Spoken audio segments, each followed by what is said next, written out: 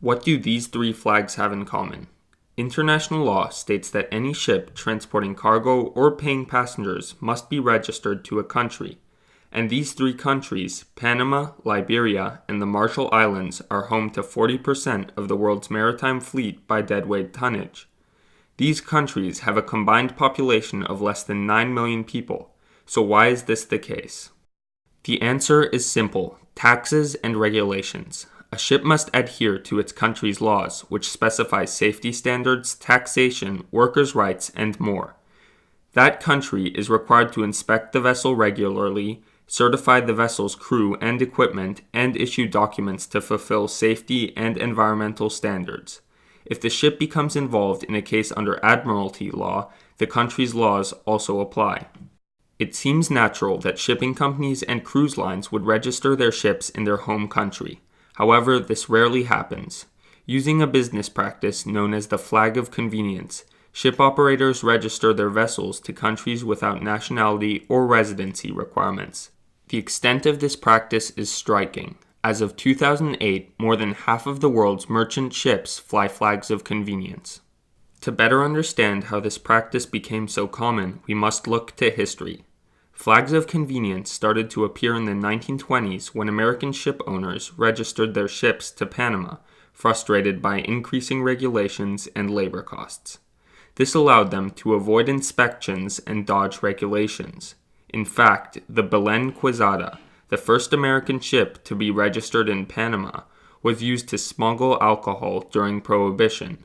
Since then, flags of convenience have become so common that tiny nations like Malta have amassed larger registries than trade giants like China.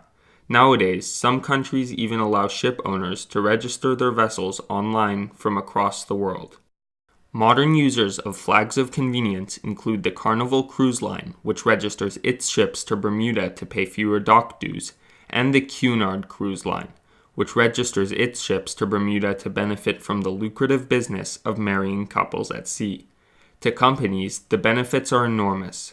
For example, in 1999, the American company Sealand operated 28 ships whose foreign registrations were each saving around $3.5 million annually.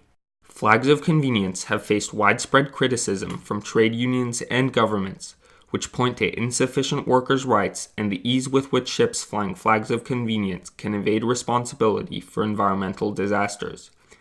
As a result, many countries have developed maritime conventions to hold ship operators accountable, regardless of registration. For example, 14 European nations signed the 1982 Paris Memorandum of Understanding on Port State Control, under which ships from certain nations are inspected by the states they visit.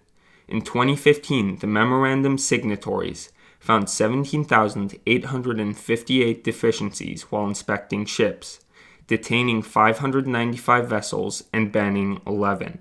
However, a broader effort by the United Nations, which would require flag nations to crew their ships or have an economic stake in their vessels' ownership, failed to gather enough signatories to come into effect. Consequently, the practice of flying flags of convenience is unlikely to stop anytime soon. If you've enjoyed watching this video, please consider subscribing to my YouTube channel. This has been Pigunis. Thanks for watching.